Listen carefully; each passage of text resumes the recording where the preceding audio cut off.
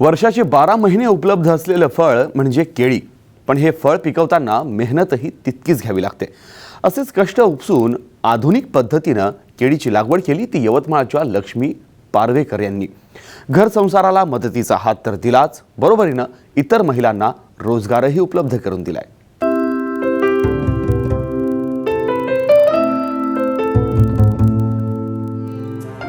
लक्ष्मीताई पारवेकर जे बोलल्या ते त्यांनी कृतीत आणून दाखवलंय. एसटीत नोकरी करणाऱ्या सासऱ्यांच्या अकाली निधनानंतर पतीला अनुकंपा तत्वावर नोकरी लागली. घरातून बाहेर पडत त्यांनी शेतीत निर्णायक भूमिका वठवायला सुरुवात केली.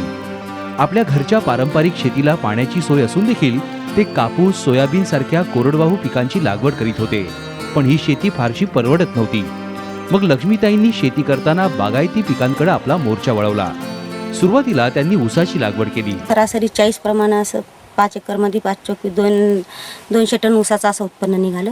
आणि नंतर गेली वर्षी मी 3/8/2011ला टिसू कल्चर या जातीची केळीची लागवड केली. अवघं 10वी पर्यंत शिक्षण घेतलेल्या लक्ष्मीताईंनी शेतीत उतरल्यानंतर काहीतरी वेगळं करण्याचा चंग बांधला. त्यांच्या कामाला घरातून प्रोत्साहन तर मिळत होतं, पण जोडीला दैनिक ॲग्रोवनची साथ होती. लक्ष्मीताई दैनिक ॲग्रोवनच्या नियमित वाचक आहेत. ॲग्रोवनमधून मिळणाऱ्या माहितीच्या जोरावर त्यांनी ऊसाबरोबर केळी लागवडीचा निर्णय घेतला.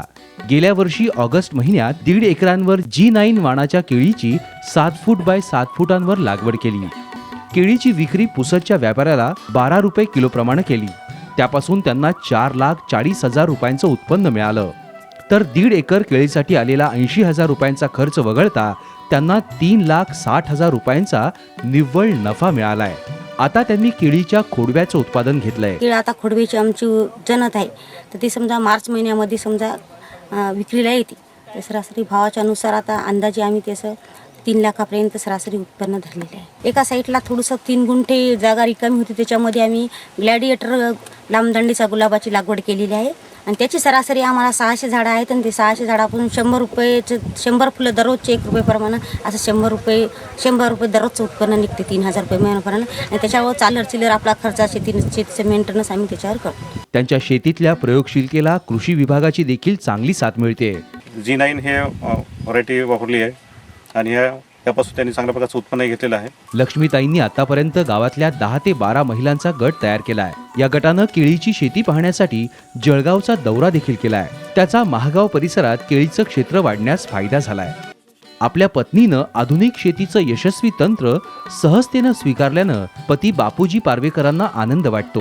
विशेष म्हणजे आपल्या गैरहजेरीत शेती चांगली विकसित झाल्याचं त्यांचं म्हणणं आहे. तिनं सर्व शेतीची धुरा सांभाळली आणि आज रोजी ती शेती करते, त्याचा मला अभिमान आहे.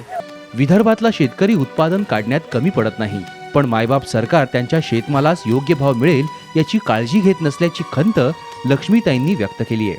प्रत्येक बियाणाचे भाव हे लागवड करण्यापूर्वी शासनानं द्यायला पाहिजे.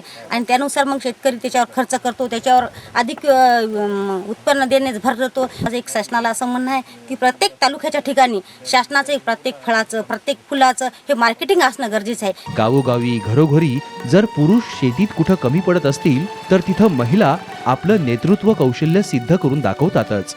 लक्ष्मीताई पारवेकरांप्रमाणे गावोगावच्या कष्टाळू आणि कर्तबगार महिला शिवारात नेतृत्व करण्यासाठी पुढे आल्या तर शिवारातलं चित्र बदलून तिथं लक्ष्मी नांदायला नक्कीच मदत मिळेल. गजानन भोयर, साम TV, यवतमाळ.